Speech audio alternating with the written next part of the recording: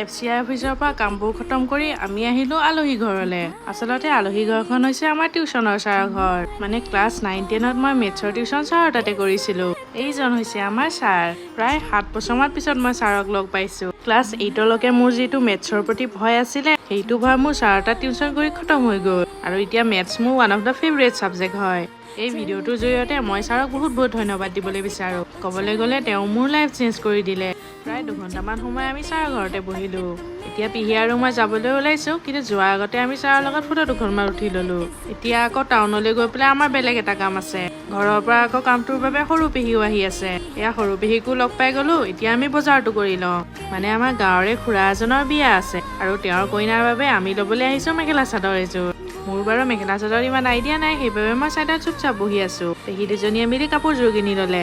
কাপোৰযোৰ কিনি উঠি হোৱালৈকে 6টা মানে বাজিবলৈ হ'ল। বতৰটো বেয়া কৰি আহিছে, এতিয়া আৰু ঘৰলৈ যাম।